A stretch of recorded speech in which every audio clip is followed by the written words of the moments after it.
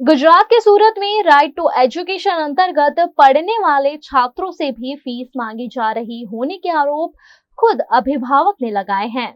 गुजरात सरकार द्वारा right to education के तहत गरीब बच्चों को भी निजी स्कूल में पढ़ाई कराई जाती है। आरटीआई अंतर्गत सूरत की भूलका भवन स्कूल में कई बच्चे पढ़ाई करते हैं। इन बच्चों से संचालकों द्वारा फीस मांगी जा रही होने के आरोप अभिभावकों ने लगाए हैं।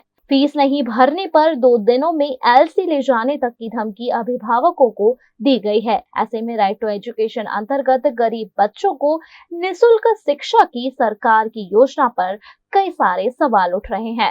મારી છોકરી પહેલા ધોરણમાં ભણે છે આરજી રાના ભૂલકા ભવન સ્કૂલ અડાજણમાં આવેલી છે। અત્યારે 6 મહિના ભણાવીને પછી મેડમ એમ કહે છે કે તમારી આવક વધારે છે, તમે એલસી લઈ લો અને બીજી સ્કૂલમાં પ્રોસેસ ચાલુ કરો। હવે અમે અત્યારે અડધર ભવિષ્યમાં એનું બગડે તે પણ અમારે તો જોવાનું અને છોકરાના મગજ પર પણ કેવી અસર થાય કે અમારે અડધું આમ ભણવાનું, અડધું પેલી બાજુ ભણવાનું। અમારો ખાલી એટલો જ એ છે કે જાણે તમે આટલું ભણાવી લો ને બીજા વર્ષે તમે ટ્રાન્સફર કરી દો। આરટીએ માં મારા છોકરાનો નંબર લાગેલો છે, 1 વર્ષ દિવસ થયો છે અને આ લોકો સ્કૂલ તરફથી એટલું બધું મને પ્રેશર મૂકવામાં આવે છે કે એ લોકો જ્યારે હોય ત્યારે અમને એવું કહે છે કે તમારું એલસી તમે લઈ જાઓ, અમારે તમારા છોકરાને નથી ભણાવવાના અથવા તો તમારે અમારા છોકરાને ભણાવવો હોય અહીંયા સ્કૂલમાં તો તમે ફી ભરો। આવું અમને દબાણ વારા કર્યા કરે છે। સ્કૂલ પર અમને બહુ દબાણ આપે છે અને પ્રેશર આપે છે।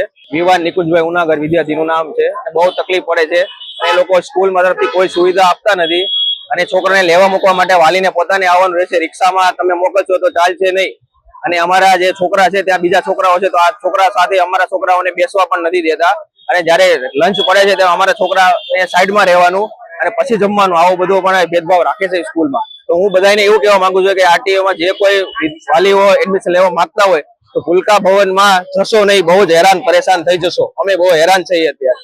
વાલીઓ જે આજે રજૂઆત કરે છે કે ભાઈ અમે આરટીઈના વાલીઓને એલસી આપ્યા, એ વાત સદંતર ખોટી અને પાયાવિહોણી છે। મારી શાળામાં અત્યારે હાલમાં 37 થી 38 જેટલા આરટીઈના બાળકો ભણી રહ્યા છે।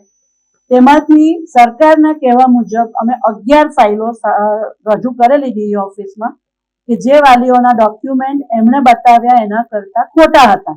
બેંક સ્ટેટમેન્ટમાં વધારે આવક છે, એ લોકોના વધારે પગાર છે, આમાંથી ઘણાએ તો વિદેશ પ્રવાસ પણ કર્યા છે દિવાળી દરમિયાન।